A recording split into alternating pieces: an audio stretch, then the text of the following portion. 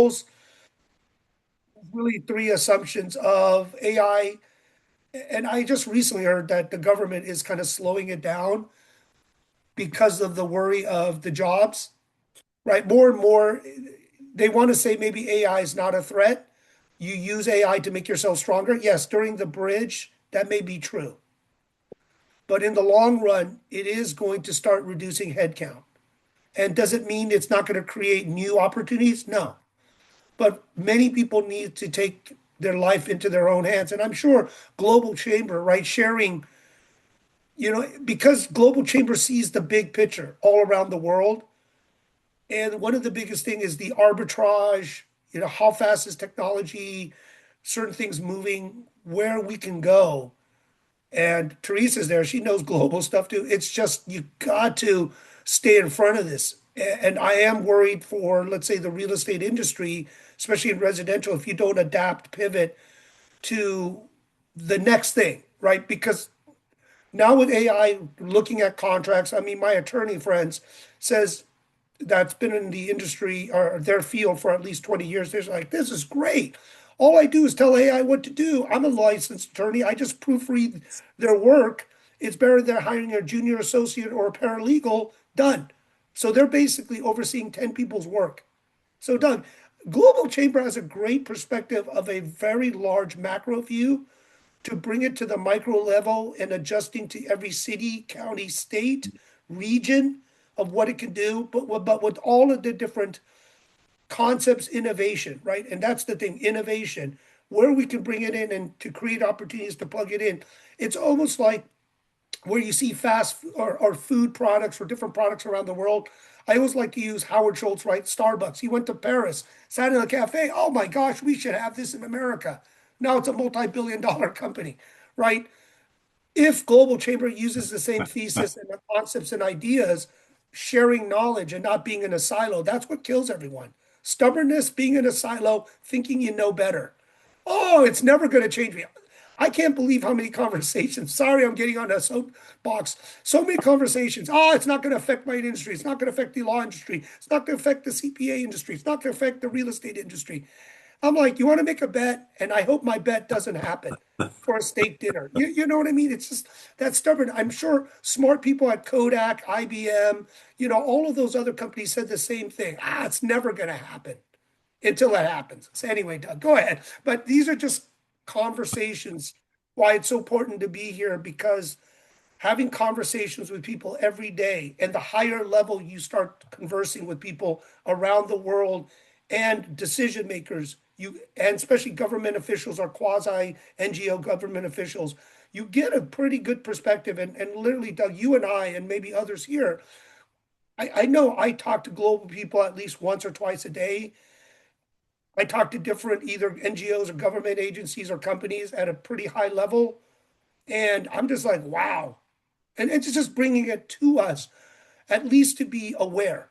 If nothing else, be aware. So, Doug, I don't know what your thoughts of what you're seeing or what you're hearing, because you're on, I'm sure, just as many, if not more calls than I am on a daily basis or weekly, right? It's a lot of calls.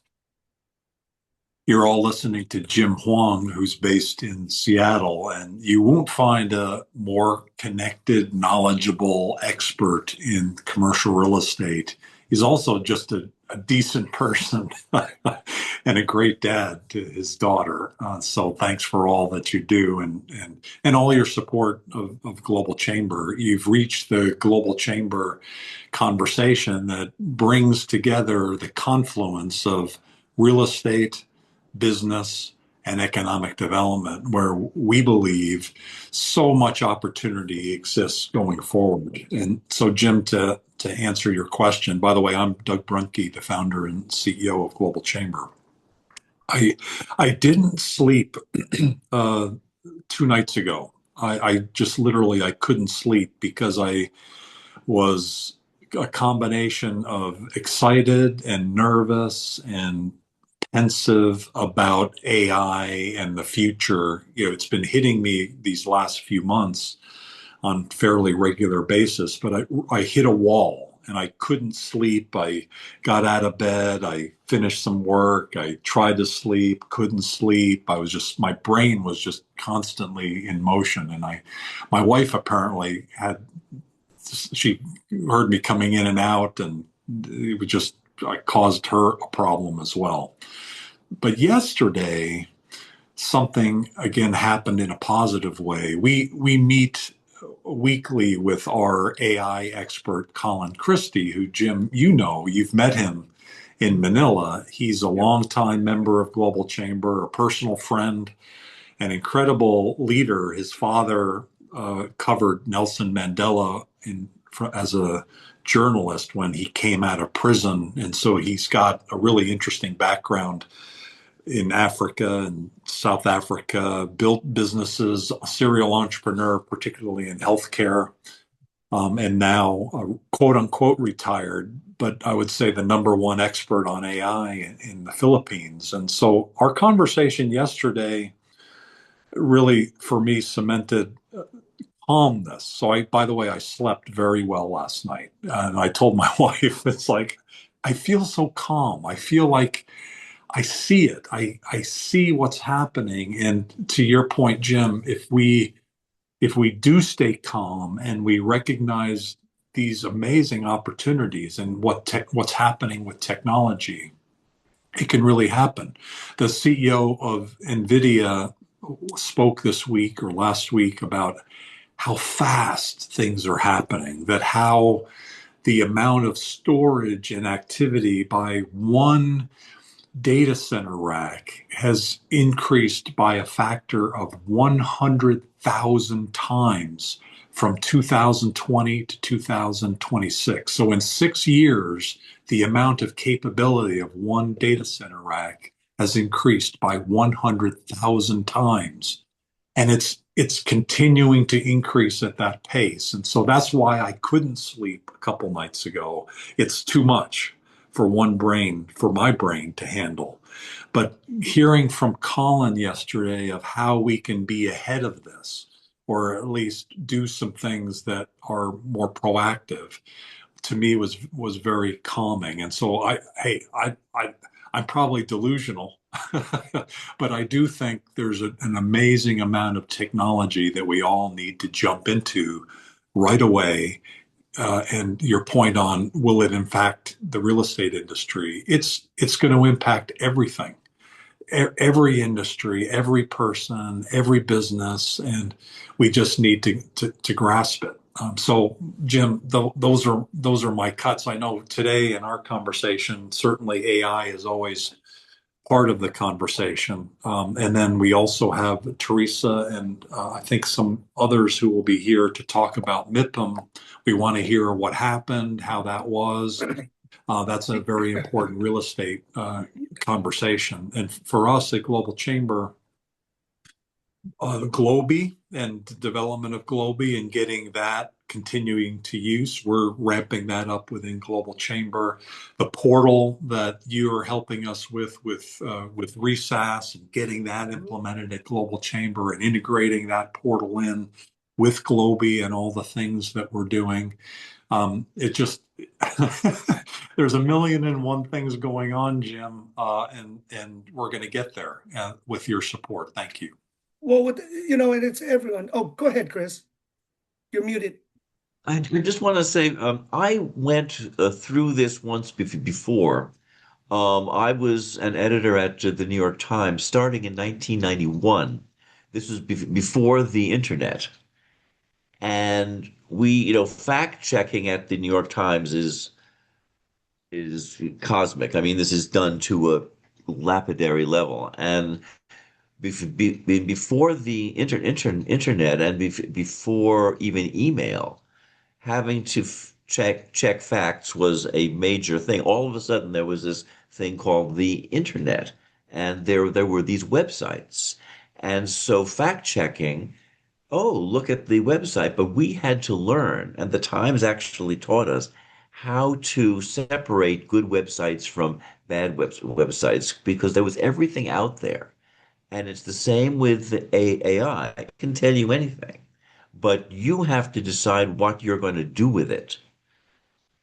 And this was a learning curve, and it took us a while. What should I trust? What should I not trust? And this is what I don't see people yet doing with AI, and it worries me hearing that a lawyer just takes what AI does, because we've all read cases of a judge saying, "What are you talking about? You're citing a case that doesn't exist." Well, there's This the content AI piece. can also do that. And There's so the you have content piece. to be Oh, I'm sorry. discriminate. You like have to learn how to discriminate. Yeah. No, no, no question, because there is the content piece. And I think what I'm mainly reacting to is what Colin told us last night, and what he's been telling us for a number of weeks now. The last 2 or 3 months, the acceleration of the speed at which AI is changing the way development is done and the way technology and AI agents is done, and replacing work by people. It's stunning.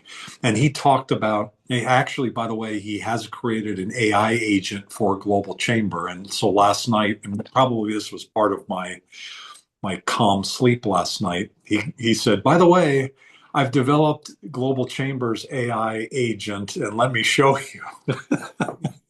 And so it's like, oh my God. And so he walked through how basically this does really everything. And then he also walked through a website that he put together, just a simple website for tennis lessons for a Philippine guy. Like within about an hour, he was able to do multiple weeks of effort all together, build a website. And he actually took us through the website in terms of signing up for it and doing like, so, just, everything was complete. And he did that in about an hour, which would normally have taken, somebody's effort and time over days and weeks. And so, the speed at which that's all happening is stunning. Certainly the content piece of it becomes relevant, right? We have to trust and all of that. But I think I'm coming at it from the standpoint of work process and transformation of our lives in both good and bad ways. And quite frankly, the potential for wealth inequity uh, being expanded. What happens to these people, this whole group and class of people who have has existed because it was lower cost, and now AI is replacing all of that? What happens in society, not just in the US, but globally, when suddenly all of that gets replaced, or large groups? I quite don't understand. That's not really part of our topic here, Jim, but it's going to change real estate. It is. And Chris, case in point, back in the 90s, what you did at the, NYT to now. Digital, no, it used to be, physical, read the newspaper, more fact checking, all this, but the evolution of change, right? It did change a lot of the newspapers, right? We all saw, I knew the LA Times very well. For me, gone, right? Now turned digital. Same thing with many others. People are holding on, but the time, let's say from the 90s to now, time is compressed, which is the scary part. Uh, and when you don't have time to adapt, and it's so Mhm. quick, that is the issue, because it will keep coming. And that's what I've always said is before we had time to adjust, to adapt, but there was a point where now everyone's talking that used to be years is months or weeks of the change. And that's the problem, Chris. But case in point, you said it right, that you were in an industry that it took a while, but in 20 years, it's almost unrecognizable now, right? From what you started. And that's what is going on. But the problem is it's the adoption and compression of time so you could adapt. And that's the scary part. How fast can our government, how fast can we adapt to this change or stay in front of it to change? And I do see Global Chamber with knowledge, information, opportunities allows us to transition before we just sit on a boat that sinks or goes over a cliff, right? Chris, if you would have found out, and I love using your example because you've seen it over the last 20, 30 years. But if it didn't, if you had the foresight saying it's all going to go digital, it's all going to be on social media, it's all going to be on the internet, how much could you have done back then, or even in the 2000s, to pivot, to adjust, right? So that's what I hope Global Chamber gives us, that foresight, that innovation, that critical thinking that we're all lacking now, right? And not being too stubborn in the, I would say, in a silo. That's what kills people. Group think, group thought, right? But let's talk. What if, and really discuss this so we can do something. But anyway, let's get to Teresa to hear from MIPIM around the world, and maybe she has some insights. I'm sure in MIPIM, Teresa, I'm sure they talked about AI, innovation, new construction development, green energy. Lay it on us, Teresa. Share your knowledge. I'm sorry, what's AI? I know, right? I'm sure you used it to book your whole trip and plan everything. Actually, it was one of my questions. So the way I orchestrated MIPIM this year, and for those of you who don't know MIPIM, it's the largest global commercial real estate conference. I mean, there are some contenders now. And I go every year, and it's there's all sorts of opportunities, whether you're going to go see vendors, educational, whatever it is that you're seeking. I mostly did meetings all day. In fact, every half an hour I had a meeting with someone, and I'm going to say I did use AI during those meetings, and I asked about AI in all those meetings. And then at the end of the day, I had receptions, parties, then go back and work. It's very exhausting, by the way. So if people who think you go there and it's a vacation, it's all champagne, there is champagne, but there's also all the work too. So anyway, in each of my meetings, and you can hear me, right? We can. Yeah. Okay, great. I'm as you can see, a passenger in the car. I just literally got back late Sunday night, was in my bed all of 2 nights, and now I'm heading down to Springfield for Leadership Academy. And I actually have a colleague in the car. We are on the executive board for our commercial association in Illinois. And so somehow we got into this Leadership Academy, and that's what we're going to go do today and tomorrow. And so he is also interested. He's a fellow commercial practitioner. His name's Dimitro. So say hello to Dimitro when he's driving. Hey, Dimitro. Hello. That sounds Greek. He is from the Ukraine, actually. Ah, cool. Okay, that's cool. So anyway, I used AI to help get the gist of all my meetings, because I literally had every half an hour, I gave 20 minutes for each conversation, and I had AI basically summarize it and then send it to my assistant to put it in the CRM. Now, I'm going to say it didn't fully capture the essence of that conversation. So I'm going to say that right up front, because right away he was confused. I said, who was the guy who was looking for 100 acres in Italy? Because I have someone, so I'm connecting the dots. And I personally want to use AI because I have 50,000 some people in my database. And I said, I can't keep it in my brain anymore, connecting all the dots. So I want to put it in there, and I'm hoping that my CRM could do this. So my son is helping me with that. But he did ask me, he says, can you ask everyone? And he's by the way, he goes to school in Finland, and he is studying computational engineering and data science. And he said, just ask everyone, not how are they using AI now? Because a lot of us are using it for mundane activities, like, putting a contract in and getting suggestions, or maybe, comparing alternatives, some site analysis, whatever it is that we're using it for. But he said, how will it be helpful in your business in the future? Like, what could it do to really help your business? And, I got from a lot of people, analysis, it would reduce some of the workforce, with the site analysis. I will say a lot of other locations, unlike the US, do not have as much data as we do. So we have CoStar, and we have Prexy, and we have all these different platforms that we can use the data. We have, government data. A lot of other places don't have as much as we do in the US. And so, some people say that will be helpful for me, to have a better understanding of this city, or, I mean, of course, AI is only as good as the data that it can grab, right?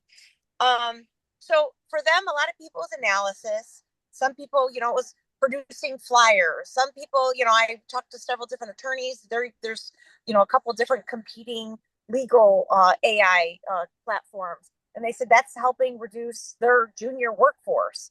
So all of them said, yeah, I could be using it, and it in helping in decreasing the time for what they need to do, also assisting in underwriting and all these things.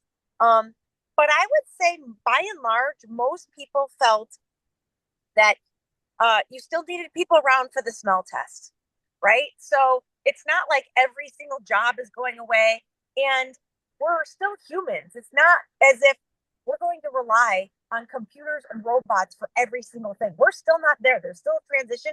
I don't really know if that will really be ever the case, right? But we are still living in a generational divide where, many people think, well, AI cannot replace everything, and others that think, oh, it's doomsday. It could be, replaced. And speaking of how people will be paid, will it be a universal income? Is that something? Is that really going to be true? Where we're all just going to be sitting on the beach having pina coladas because robots and AI are doing everything and we're getting income? I don't know. That seems pretty far fetched. I feel like somehow the world will not be that way. But it really was very productive for me. Like I said, I had meetings all day, every day. My follow up is a little difficult just because here I am going to Leadership Academy. I don't know if the seats are on the ball, but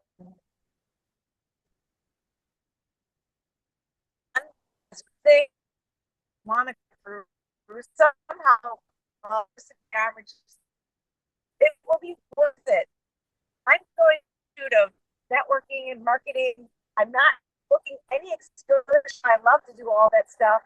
I just had too much on my plate. So in my mind, I'm just going to go exercise, go to a coffee shop and work during the day, which seems ridiculous when I'm in the Caribbean, potentially meet with some resort owners, and then hang out with people. But nevertheless, yeah, I'm going to Puerto Rico, the cruise. Then I come, my son is meeting in Puerto Rico. My younger one, my older one is one that's Finland, he's in Dublin. My younger one's going to come down to Puerto Rico.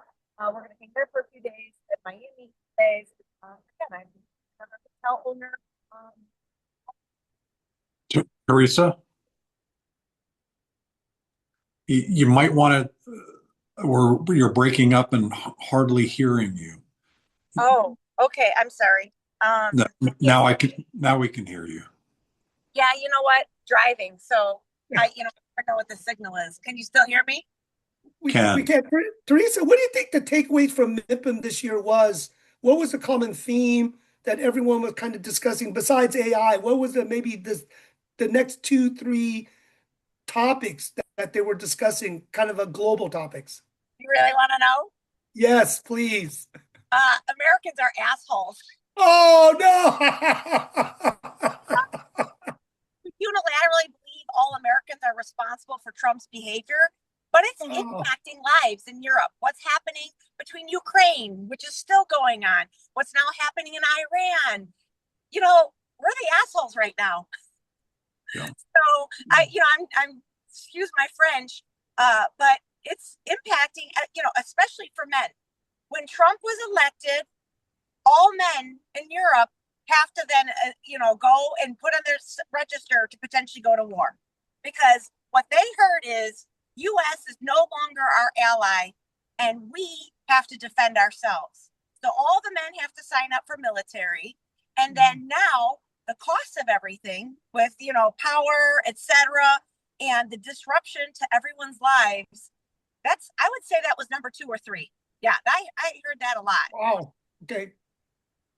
It's good to know, right? Because sometimes we live in a bubble, right? Echo chamber in the US, and it's good to hear abroad what the temperature, what the feeling is on that. And besides, Americans are not reliable now, and we're to blame.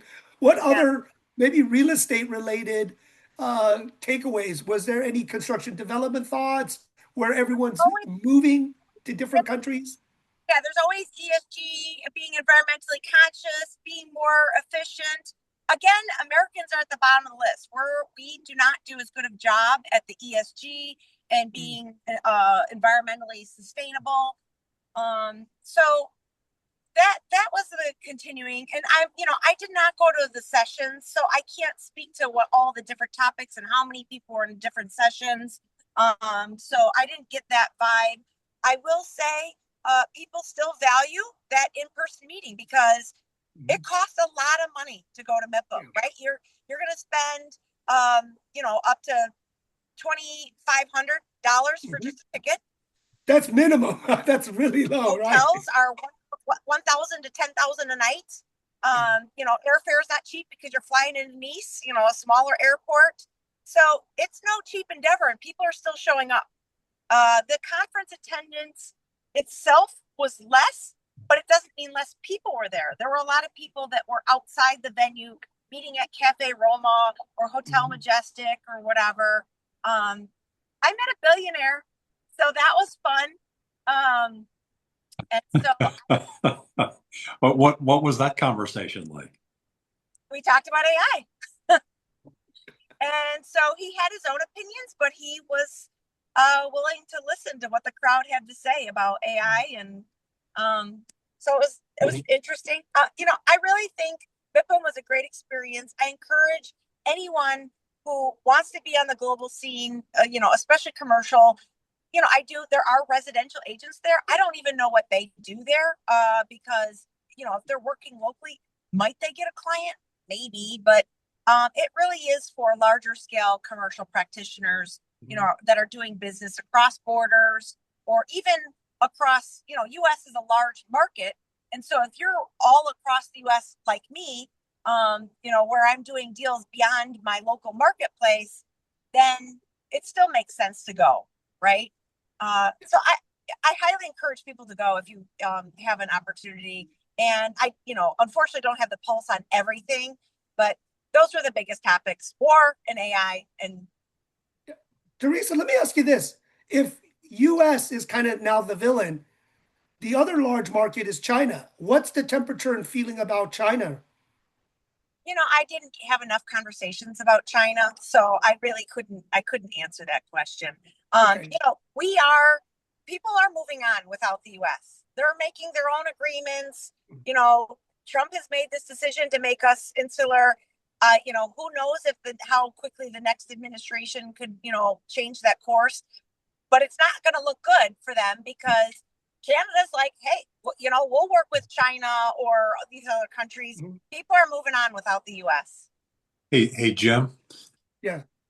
I don't know why this made me part of good sleep last night, but yesterday's 24 hours ago, Global Chamber Africa, Globinar, touched on this theme almost entirely of a Haitian American, Jean-Jacques, who's been living in the Gabon.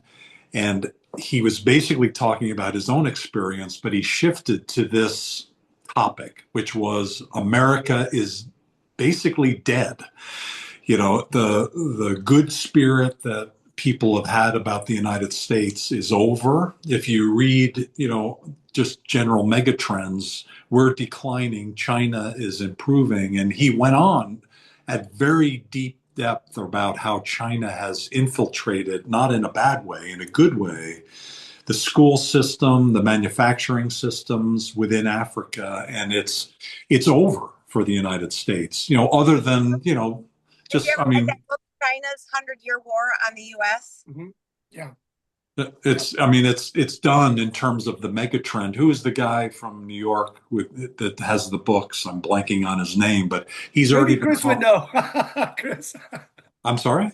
No, I'm saying maybe Chris would know. He's probably very well read on everything. Who is the guy? I just read his book about the future, and he's got these 200-year mega trends. Oh, are you talking Ray Dalio? Ray Dalio, yeah. Ray Dalio, yeah. So he had the UK and the Netherlands back, hundreds of years ago, and then the US had its time in the sun, and now China has its time. And and I quite honestly, I think I was rooting for the US to kind of maintain this thing. But now, finally, after reading Ray Dalio and hearing like the conversation yesterday, and Teresa, your conversation, and my own experience, it's over for the US. Except, the UK is and England is still on the world stage, right? It's not like they disappeared, even though they used to be number one. Being number two or three or whatever they are is not a bad thing. There's good people there. And I think I just came to grips with that for the US, that it's over. Okay, that's cool.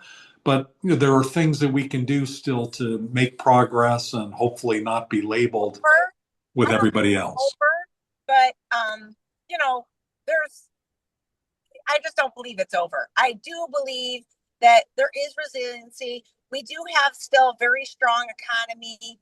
It's just not the shining star, and we Right. potentially not be world power anymore.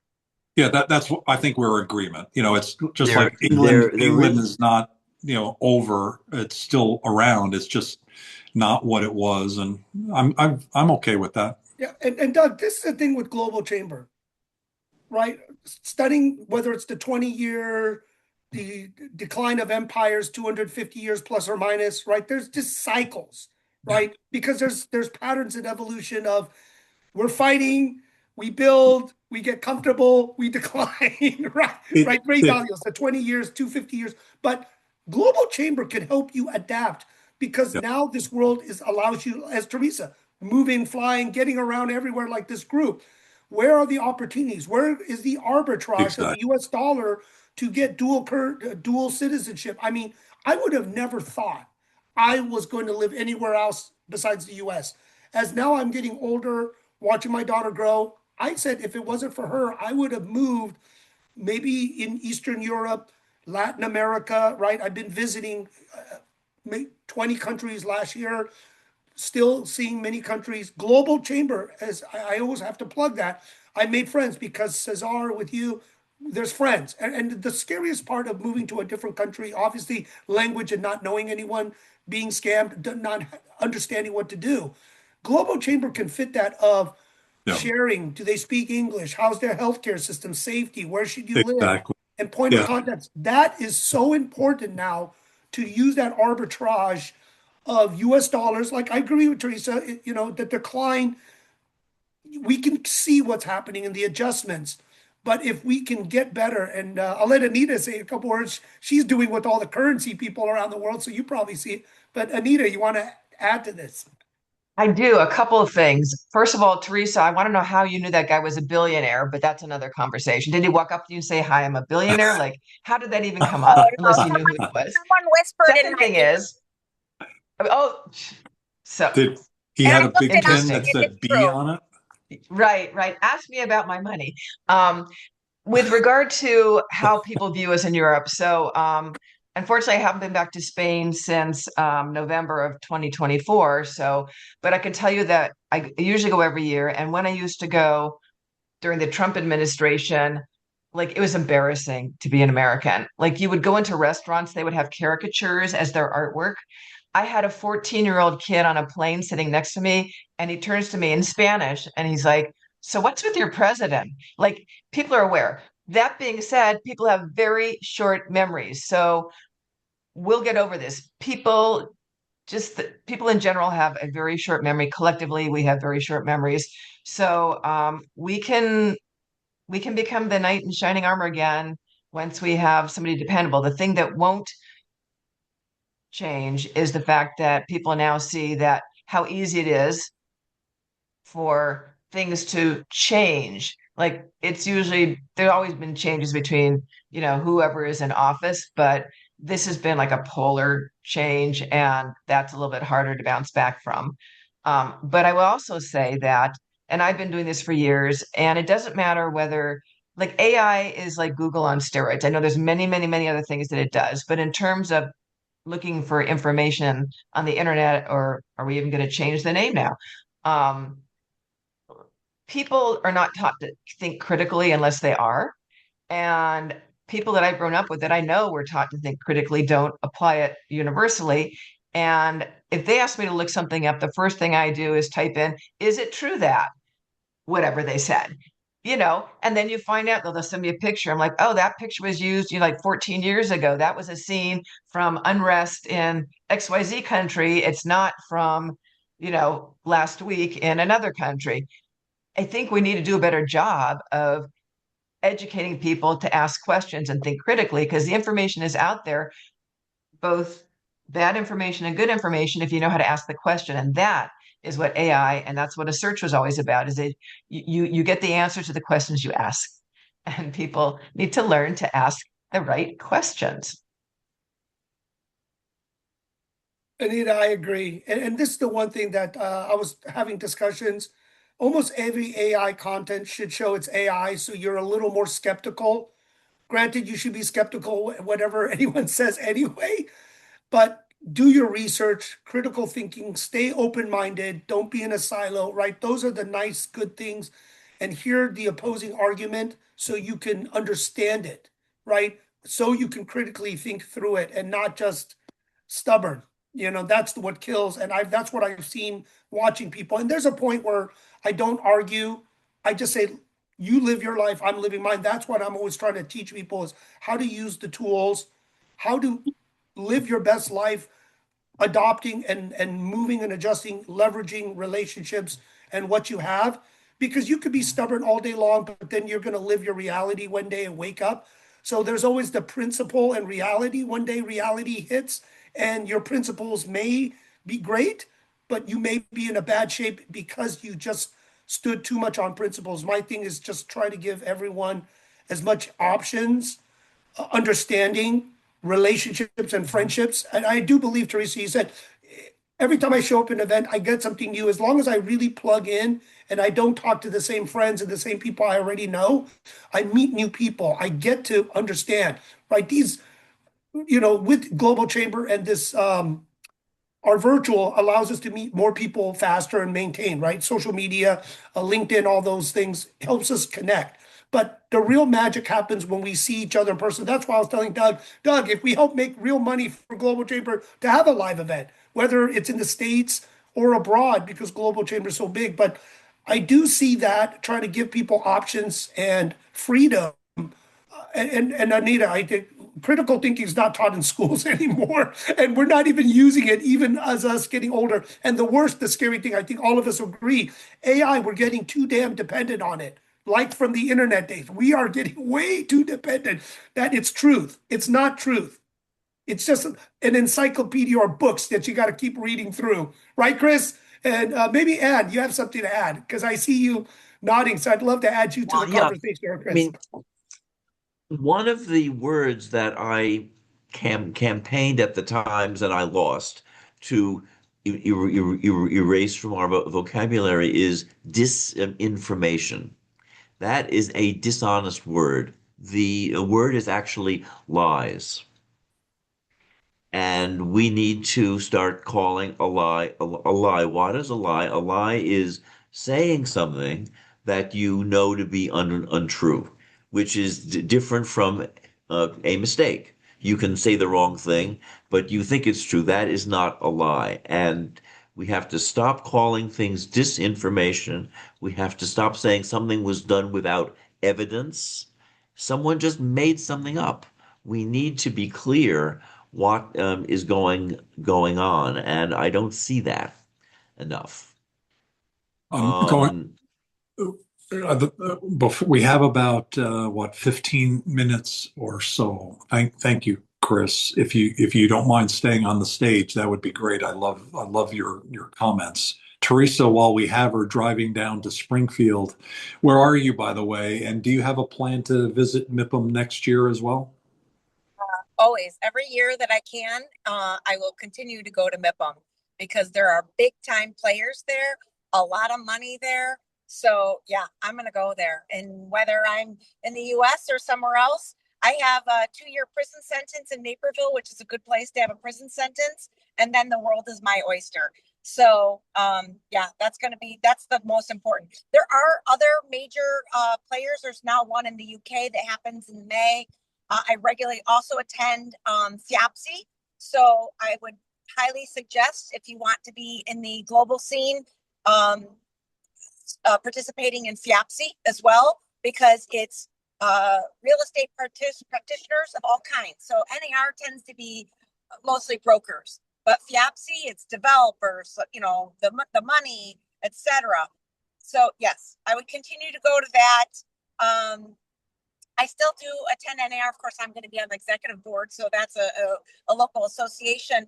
But that gives you the pulse of what's happening here in the U.S. But I go every NAR in November, because that's also when you see the largest amount of brokers from outside the U.S. coming into the U.S. So most of them tend to be more residential than commercial, but it still gives you a pulse of what's happening around the world.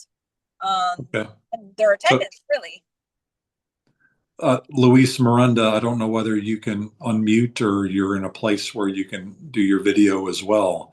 From Mexico, on the Mexico side. By the way, what do you think about Venezuela baseball? And also, do you have anything to add to the conversation about MIPIM or real estate? Oh, yes. Hello. Do you hear me? I'm Yes, sorry. I was Ken. here listening and also working because I have to send a presentation for a company from Taiwan. Good to hear to all of you.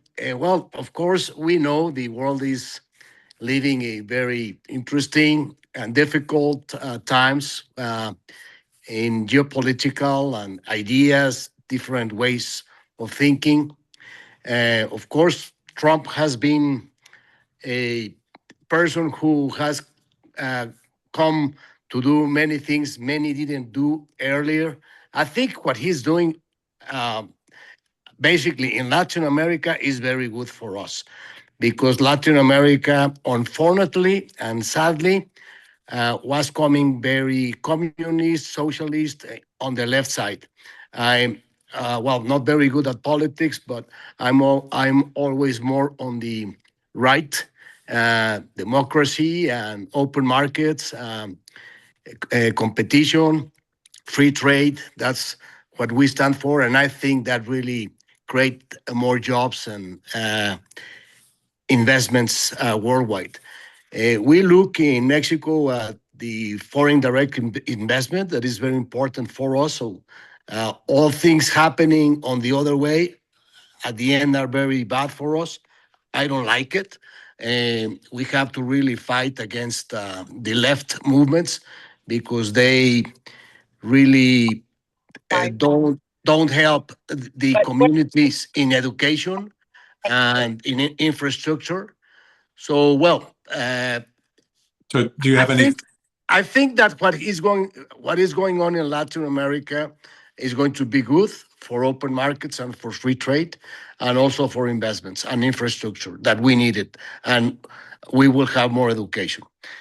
Okay. Anyway, well, that's my very particular point of view because I've seen many industrial parks going on throughout Mexico. We came to places where there was nothing. And after an industrial park was developed, I saw how everything else started to develop: housing, commercial real estate, hotels, hospitals, and of course, education. You could see uh, many technical schools, uh, elementary schools, high school, and college. So I think always when there is investment that creates jobs, that really helps Okay. the community. Before, could you hold that thought? Because Teresa needs to step off in a moment. Teresa, could you make some final comments? Thank you very much for continuing to host this, because these are the conversations that we need to have. And we're also told not to talk about politics, and instead we should have been taught how to talk about politics, because we can't just live in a silo and pretend things are not happening. And so, you asked me what is their feeling, and it was about politics. And I understand, someone made the comment, we don't hate Americans.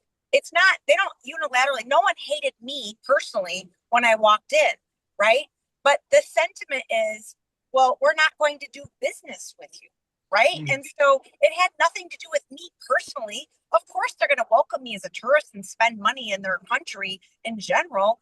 But we need to learn how to talk about politics and have a conversation that's going to be beneficial, not just bashing people because of what they believe, right? You know, he said, I believe in free trade and this and that. Well, we could banter about all these things. You know, free trade is a great thing.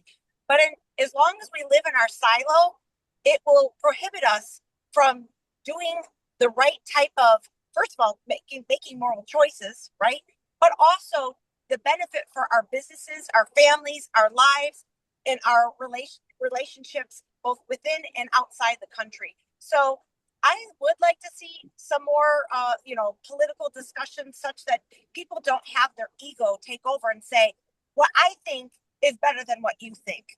And until we have those conversations, we are going to have continue to have issues, right? Good thoughts.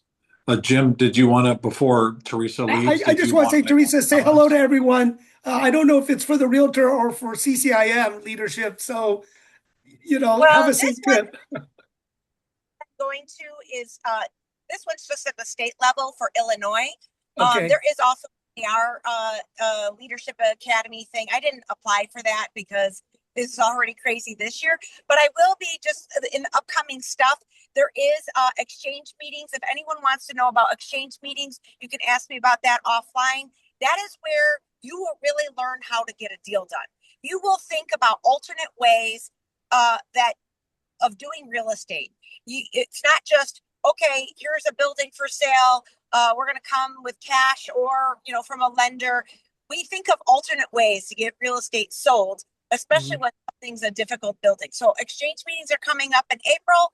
And then Okay. CIM is meeting in Philadelphia a couple weeks after that, and FIAPSI has their spring symposium in New York City. So if you're really interested in deal making, I highly recommend all three of those in April. And you can reach out to me if you have questions. And Vic, Teresa, say hello to Vicky Silvano and the rest, and Steve and the rest of the guys at Illinois. All good friends. Thank you very much. I hope you all have a wonderful day, and I appreciate you. Thank Okay. you. And thank your driver too. Thank you. All right. Thank you. And can you add something? We don't want to just monopolize. You've been so patient. If you want to add something too and share. Anne? Yeah. Hello. Hello. Hello, everyone. It's been a while. I didn't participate in the real estate Globinar with you. And my name is Anne Duval from the Dominican Republic. And I represent Mosarina Trading LLC.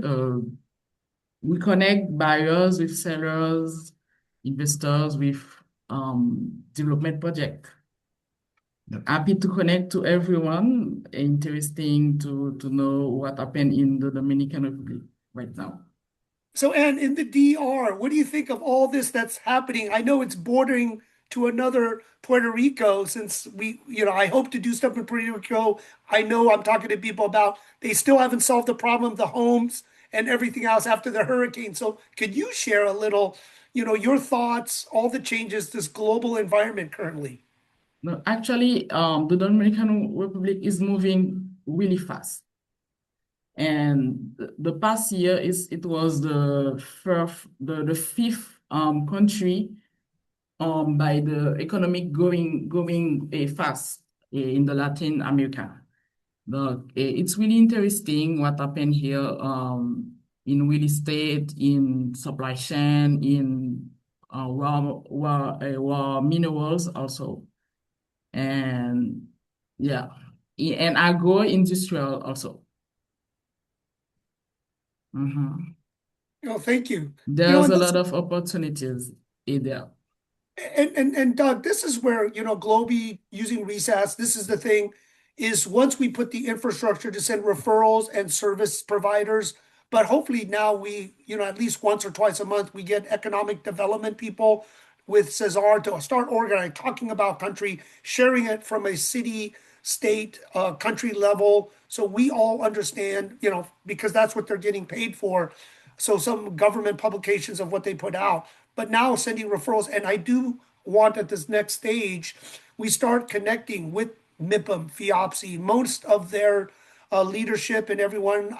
Like I said, I've served with a lot of organizations, led and friends with people currently, and this is who I usually talk to. So a lot of times I don't have to travel as much as I used to because I built the friendships over decades already with everyone. And through social media, I just jump on a Zoom. But this group should connect with the globe because I know what Global Chamber does is in the import, export, economic development knowledge base, right? And people base of how we can help each other connect the world. And if we do that well, we can start creating opportunities, moving money anywhere in the world. And that's the thing I see the power of Global Chamber. The tech is all great. We keep talking about it, but I think we all agree it's the people relationship. We don't trust the robot or the AI to start buying in, especially larger deals. We need to know people, and the more and more we get to know people, which AI is not going to replace that, that's the friendship and relationship. So there is that window. We don't know when. Hopefully, it's longer that we can maintain this, our humanity, as many people we discussed. And I know Global Chamber fits that field. If we can start really connecting, friendship, breaking bread, having live events or regional events one day. Doug, I just am so grateful and blessed for you and what you created because it's just fantastic people. And I would just say everywhere in the world that I traveled last year, I met a Global Chamber person. It was just fantastic. Thank you so much. Did you? I see Scott Cook is in the call. You want to give him 30 seconds and just to say hi? Scott, say hi. Hey, If Doug. you're Hey, not everyone. working. Sorry, I'm kind of dual meeting. So I am listening and taking it all in, and I appreciate it. So I'm here. And of course, Jim, always talks about Renaissance and all the great things. So always here to support that and everybody. So great to see you. Thank you very much, Scott. Thanks for listening in. Appreciate it. Jim, any final comments? Well, I'm just excited, like I said, with Globi and Recess. One thing is we do need to start populating and we push in our real estate group. I know everyone can't show up.